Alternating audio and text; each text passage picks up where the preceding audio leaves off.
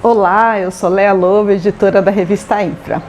O nosso agradecimento de hoje pelo apoio ao Infra FM Talks é para o senhor Marcelo Orpinelli, que ele é o CEO da Onet. A Onet é uma empresa que tem mais de 160 anos e ela é uma referência global nos segmentos de asseio e conservação, manutenção predial e industrial, segurança patrimonial e eletrônica e facility service, e tem atuação em todo o território nacional. Muito obrigada.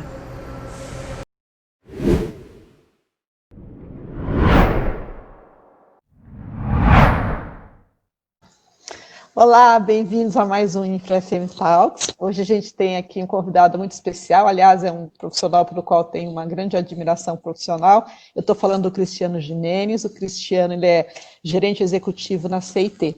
Cristiano, seja muito bem-vindo ao Infra FM Talks de hoje. Obrigado, Leia. É um prazer estar aqui conversando um pouquinho com você. Vamos lá, vamos ver o que eu consigo agregar aqui hoje. Muito bem. Primeiro, assim, até para que a nossa audiência te conheça um pouquinho melhor, fala um pouquinho do que é a CIT e quais são as suas atribuições aí na companhia. Tá legal, Léa. A CIT é uma companhia multinacional brasileira de transformação digital de grandes empresas, né? A gente está aqui no Brasil, em algumas cidades, e nos Estados Unidos, na Europa, na China, no Japão. Eu aqui na CIT, já estou há mais de 12 anos na CIT, como executivo de serviços compartilhados aqui da América Latina, dos Estados Unidos e da Europa, com serviços de compras, frota, viagens e também facilities, que me envolve muito, né? E a gente cuida de expansões, manutenção, serviços, então estou bem envolvido com facilities da CIT globalmente, digamos assim. Muito bom. É interessante, né, quando você fala dos centros de serviços compartilhados, sempre participei de alguns eventos e o pessoal sempre mostrou muitos benefícios, né? E tem muitas organizações que ainda não se utilizam de uma área de serviços compartilhados para atender aí todos os seus sites. Isso é benéfico para a companhia? Você pode falar um pouquinho sobre isso? Posso sim, Léa. É bastante benéfico. A gente, como a sede aqui no Brasil, a área de serviços compartilhados, a área principal de apoio da CIT, ela está na nossa sede em Campinas, né? Conforme a gente foi expandindo para outros países, a decisão de não criar outras áreas de serviços nessas unidades foi fácil, porque a gente já tinha a maioria das pessoas aqui, e trabalhar dessa maneira offshore com os serviços ajuda muito. A gente só tem uma dificuldade quando a gente fala na Europa, ou principalmente lá na China e no Japão, por causa do fuso horário. Aí lá tem uma equipe um pouco maior para cuidar disso. Do resto, a principal está no Brasil, e a gente consegue com isso custos mais... uma performance melhor de custo, né, em vez de ter pessoas espalhadas pelo mundo, e também centralizar mais os serviços e ter um controle melhor aí da gestão disso tudo. Então, é muito benéfico, sim. Legal. A gente hoje, né, todo mundo fala que as empresas precisam ser muito mais digitais, né?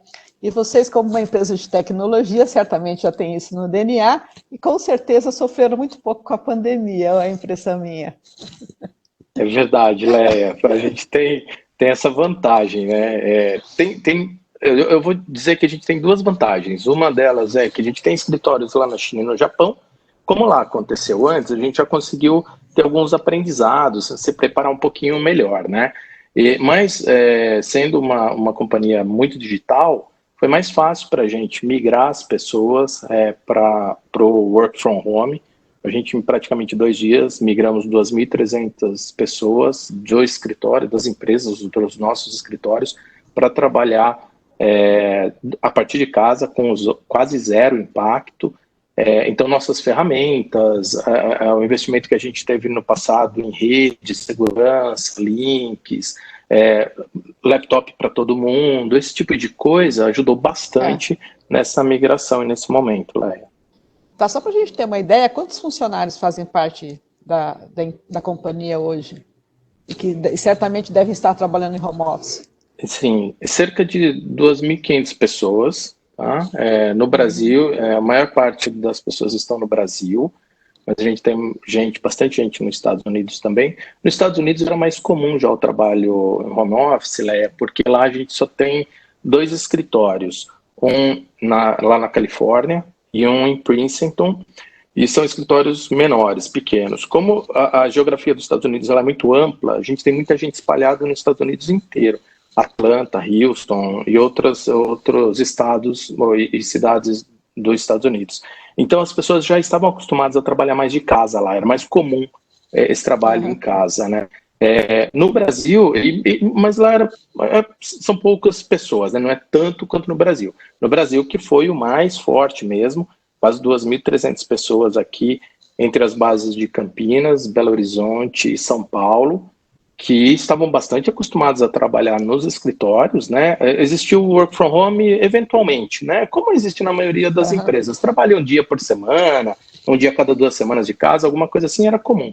Mas, então, essa migração de uma hora para outra, é até surpresa das pessoas, né? Você chegar para todo mundo, Leia, foi um negócio engraçado, e falar assim, a partir de segunda-feira, tá todo mundo em casa. As pessoas demorou um pouco para cair a ficha, né? As pessoas, todo mundo, todo mundo, né? É 100%, mas inclusive os serviços, as áreas de apoio, 100%. Então é um negócio estranho, causa uma surpresa, né? As pessoas, pô, mas será que vai funcionar? E o impressionante é que funcionou bem, muito bem. E assim, bastante gente, né? A gente ficou bastante feliz com o resultado dessa migração aí. Muito legal. E assim, esse pessoal hoje já trabalhando em home office, né? O que você acha que daqui para frente vocês terão a maior parte das pessoas trabalhando em home office ou não? Até aí prezando qualidade de vida, tempo, disponibilidade, aquelas coisas que a gente já sabe, né? Que às vezes o trânsito, as cidades urbanas não permitem que a gente tenha uma qualidade de vida tão boa, né? Você acha que parte de vocês aí, parte dos colaboradores, terão vontade de ficar mais tempo em home office? Sim, Leia, com certeza. A gente lançou uma pesquisa agora, recentemente, para fazer um levantamento, né, do interesse das pessoas. Está muito cedo, obviamente, porque a pandemia está aí ainda, o vírus está aí, as pessoas estão com bastante medo, né? Mas olha só adiantando aqui um número para vocês, né, interessante. Apenas 8% das pessoas disseram que querem voltar a trabalhar nos escritórios nesse momento. Claro que é uma situação, uma foto do momento, né? As pessoas têm muito medo ainda, não tem uma vacina, esse número vai mudar, mas é pouca gente. E tem bastante gente falando que gostaria de trabalhar em casa. Então, o que a gente vai fazer, né? A gente sabe desse desejo, a gente também pensa que é um negócio que, nesse momento, é importante para as pessoas, para estarem com a família, para a segurança, para a saúde, mas muito tempo em home office, o que a gente acredita, né, Lé? Que não é muito benéfico também. É claro que tem gente que se acostuma muito, vai dar muito certo, trabalhando no home office sempre, mas tem muita gente que sente falta do contato, sente falta das pessoas, sente falta daquele encontro no corredor, daquele café, daquele olhar no olho da pessoa e você percebeu, opa, essa pessoa está precisando de um papo e você... É impossível fazer isso trabalhando de casa, né? Sim. Exato. E aí, essas pessoas vão sentir a vontade de voltar, principalmente no momento que sair uma vacina. A gente acredita que o desejo de volta das pessoas vai ser grande. Mas olha só que curioso, na nossa pesquisa a gente pergunta, no futuro, né, se tiver oportunidade de trabalhar no escritório e um mix trabalhando em casa, e a maioria das pessoas estão falando que adorariam trabalhar no escritório, sim, querem trabalhar no escritório, mas querem ter a flexibilidade de trabalhar 2 ou 3 dias por semana de casa. Ou seja, metade ou mais da metade do tempo trabalhando de casa, e o resto do tempo trabalhando nos escritórios. Por isso, talvez, um modelo de revezamento, de mesclado, né, Leia? Mix, assim, entre home office, entre escritório, as pessoas compartilhando o espaço de trabalho, uma mesa de trabalho, né? Uma pessoa vai 2 dias por semana naquele espaço de trabalho, outra pessoa depois vai outros 3 ou outros 2 dias, e compartilhando espaços, pode ser um modelo interessante. A gente não tem muita visão de como vai ser esse futuro, né? Acho que vai depender bastante de conversas com as pessoas, do que elas desejam, né? Então, para a gente ver que caminho tomar e como vai ser. É importante você falar isso, né? Se me permite, assim, eu já tive a possibilidade de conhecer esse escritório de Campinas e de Belo Horizonte, e são escritórios deliciosos de você trabalhar, né? Ele tem todo um pensamento, uma arquitetura colaborativa, os times trabalham muito em projetos, né? E eu fico imaginando, né, empresas que não têm isso, né? E assim, como é que fica essa vontade de voltar para o escritório, né? Então, eu acho que os espaços, né, que vocês aí disponibilizam para os colaboradores, principalmente que os times trabalham muito por projetos, é assim muito acolhedor, né? O dia que eu fui, fiquei apaixonada. É mesmo, né? Acho que é um diferencial que a gente tem aí e é um atrativo, né? Para as Uhum. pessoas irem. Mas em contrapartida, olha só que interessante, né? A gente conversando bastante sobre esse negócio de trabalhar de casa e tal, existe a questão de atratividade também quando você quer trazer talentos para dentro da empresa, né? A partir de agora, mais do que nunca mesmo, com certeza das palavras que eu estou falando, o trabalhar de casa vai ser um diferencial para as empresas. Você dá a possibilidade para a pessoa que ela pode trabalhar de casa alguns dias da semana, ou a maior parte do tempo. Isso é um diferencial de atratividade para talentos, né? Hoje, por exemplo, se a gente tiver talento, sei lá, a gente não tem base no Ceará, Porto Alegre, você não consegue trazer, você teria que trazer essas pessoas para as nossas bases, né? A partir do momento que essa questão de trabalhar home office estiver estabelecido e a gente consiga fazer isso de uma maneira consistente, segura, sem perder produtividade, a gente também tem essa atratividade de trabalhar de casa, né? Desses talentos que a gente não consegue alcançar hoje, conseguir alcançar no futuro. Então, tem um ambiente que é super legal, mas tem o lado do home office também que é super legal, você consegue atrair pessoas, né? Então, por isso que eu acho que o O mix trabalho funciona virtual, né? É um trabalho virtual, mas é verdade. bem. É Trabalhar em isso qualquer aí. lugar. Tem até um grupo que chama alguma coisa nômades, né? Que eles trabalham em qualquer lugar do mundo, prestando serviço, e é uma felicidade total, porque você pode a cada tempo mudar para onde você quiser, e isso não influencia no seu trabalho, né? Acho que é muito legal. E assim, no mais, o que que toda essa experiência, né, trouxe para você todos esses dias, né? Quais são os aprendizados? Você acha que vai mudar muitos processos no seu dia a dia de gestão ou não?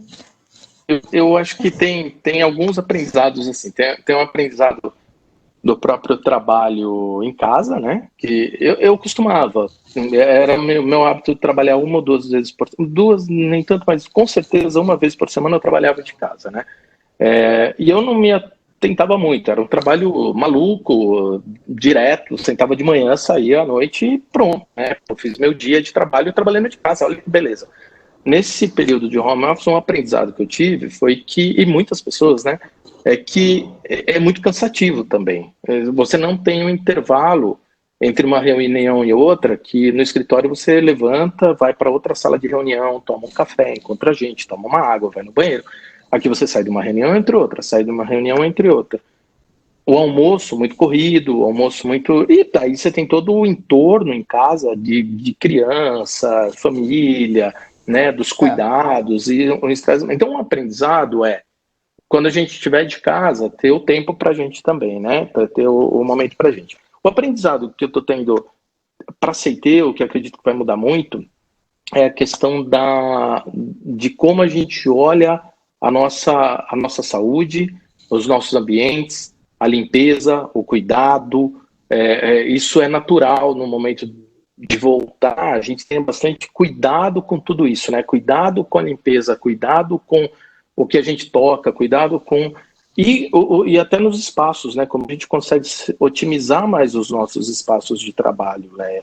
Um negócio interessante que a gente fez agora, no momento, eu acho que muitas empresas fizeram também, foi tentar negociar com alguns fornecedores, né, uma redução de custos, porque você tem escritórios gigantescos, vazios, praticamente parados, né, com tudo desligado. E aí, só que então você já tem uma economia óbvia de energia elétrica, de água, né, mas, por exemplo, você tem serviços nesses, você tem limpeza, você tem manutenção, ar-condicionado, a manutenção do próprio ar-condicionado, né, outros serviços que estão no dia a dia de uma infraestrutura, de um facilities. E a gente aprendeu muito também como negociar, né, como otimizar o serviço dessas pessoas. A gente teve muito cuidado, Leia, com os colaboradores dos nossos fornecedores. E a gente sabe que no momento, por exemplo, você reduzindo um quadro por exemplo, um time de limpeza, eu tenho bastante gente. Se eu reduzir, falo, não vou precisar de mais isso, desse tanto de pessoas, a gente sabe que muita gente vai perder o emprego. Então a gente teve muito cuidado de tratar caso a caso dos nossos fornecedores, com cuidado de manter o emprego das pessoas.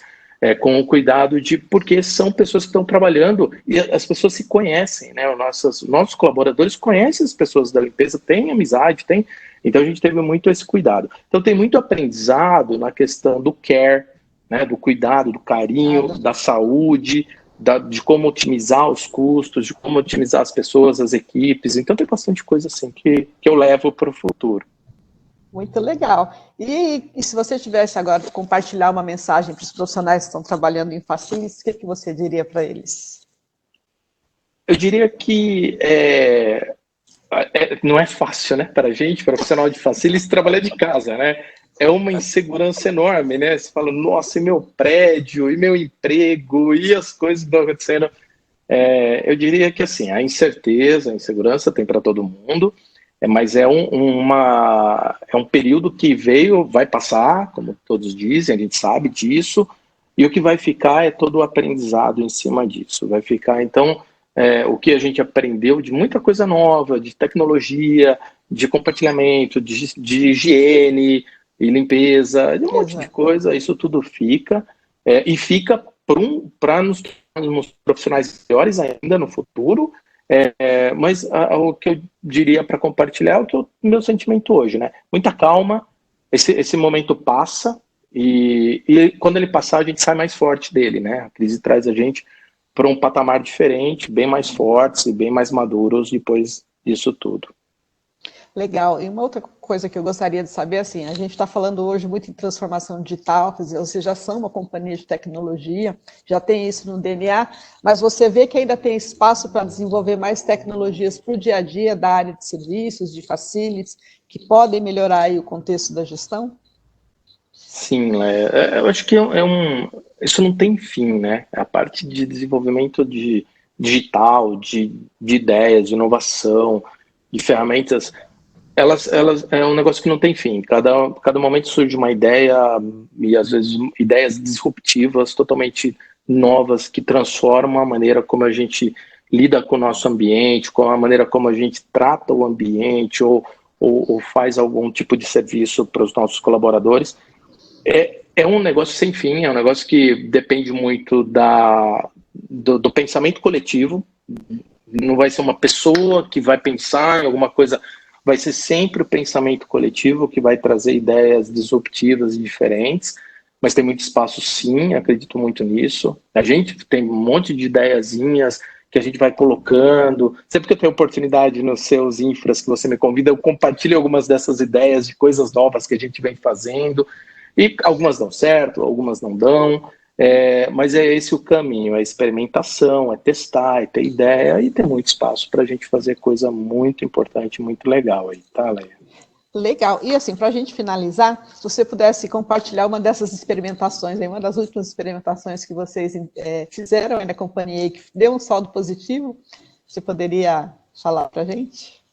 Posso, deixa eu pensar em alguma bem diferente aqui que a gente fez. A gente eu vou falar não de uma experimentação, mas eu acho bem legal, assim, um modelo de experimentação que a gente usa, que eu acho mais legal compartilhar isso. A gente tem um lugar lá na CIT, lá na nossa área, que é visual, é uma gestão visual, né? Ele é um muralzão, e ele é um mural que a gente chama mural de test cards, ou cartões de teste, né? Qualquer pessoa pode chegar ali e ele é um modelinho, é um templatezinho bem simples. Então qualquer pessoa vai lá, põe a ideia, como que vai experimentar, o que vai fazer, e ele cola lá nesse mural. E a gente tem uma reunião semanal que a gente vai nesse mural e olha, discute as ideias e bota em prática as ideias que estão lá. Então é um mural de experimentação. Tudo que está lá, a gente experimenta, a gente tem um prazo para experimentar aquilo. Normalmente a gente parte de um modelo de MVP, que é o menor custo possível de trazendo valor de alguma coisa. Então a gente experimenta com algo bem baratinho e a gente viu que vai dar certo e avança para o próximo passo, né? Então tem coisas, por exemplo, um só, né? Já é mais comum, mas a gente lá no passado surgiu disso. Usando o Google Forms e tablets, a gente fez um formulário que bota na entrada dos banheiros, ou na saída dos banheiros, E as pessoas, com um clique simples, simplesmente sem falar, com um clique simples, avisa se aquele banheiro precisa de papel, precisa de toalha, precisa. Pode ser agora um negócio, mas eu já vi isso em tal lugar, tal. Eu também já vi depois. Mas no momento que a gente criou, era um negócio completamente novo que ninguém tinha. Tanto que não é um produto comprado, não é um produto de fora e nem é um produto que a gente vende, né? É um negócio que surgiu da ideia do time de facilities ali, a gente fez lá, pôs os tabletzinhos colados lá na saída dos banheiros, deu super certo, reduziu enormemente o nosso custo de manutenção e ciclo de limpeza, porque a pessoa só passa lá a hora que realmente precisa ter um aviso e tal. Então, foi um negócio super legal. Muito bom, Cristiano. Bom, foi excelente ter essa conversa aqui com você. Queria agradecer a sua participação e desejar boa sorte aí na retomada para todos nós e que ela seja breve. É isso aí, Leia. Também torcendo para isso, que seja breve. E obrigado mais uma vez pela oportunidade do bate-papo. Foi uma delícia. Espero te ver em breve, né? Se Deus quiser. Para a gente trocar ideias e conversar um pouquinho mais. Obrigado mais uma vez, Leia. Ok, Cristiano. Obrigada a você.